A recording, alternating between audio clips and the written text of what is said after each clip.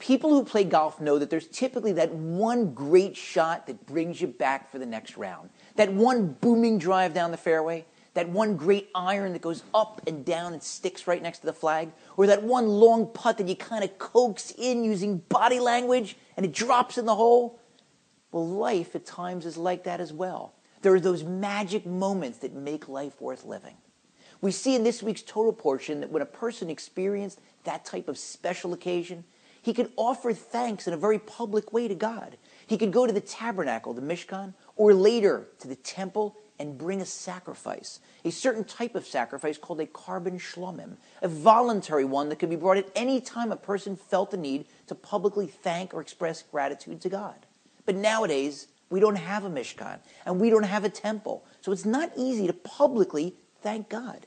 But fortunately for me, because I shoot these videos, I figured this was an opportunity to say thanks to the man upstairs. Because 2 days ago, I experienced a magic moment in my life when my oldest son got married.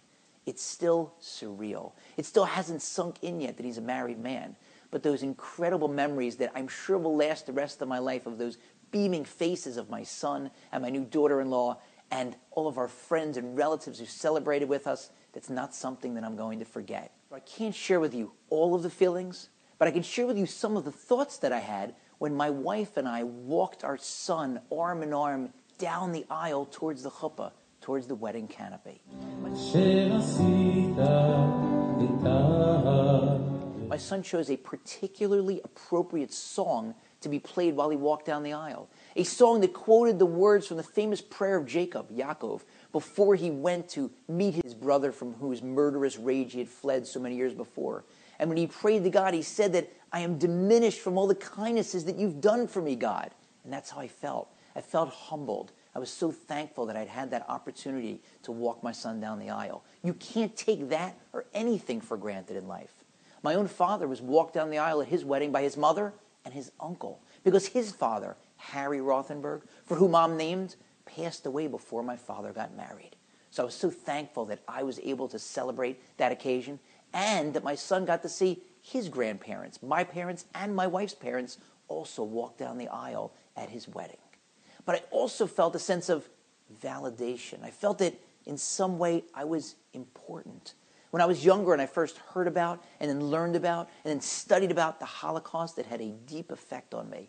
And I was thinking that I just wish there was something I could do. There's no such thing as a time machine. I can't go back in history and put a bullet in Hitler's head. So what can I do? And I felt that what I could do was make a commitment to Jewish continuity. Make a commitment that if God would bless me and introduce me to the right woman, which he later did, and then if he would bless me with children, which he also did, I'd make every effort to raise them with the proper Jewish values and the strongest Jewish identity possible, to try to bring back some of what was taken away, to in my own small way do something for Jewish continuity, do something to rebuild the Jewish people.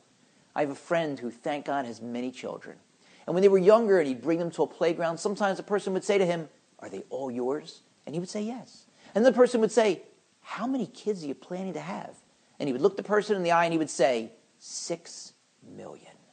I have another friend who always tells young Jewish couples that they should try to have one more child than they think they can handle, because that's our responsibility, to try to rebuild the Jewish people. And so what a moment to be able to walk my son down so that he could now, hopefully with God's blessing, add another link to that chain of Jewish continuity. It was overwhelming. I have no words other than thank you to God. קטונתי מכל החסדים ומכל האמת אשר עשית את עבדך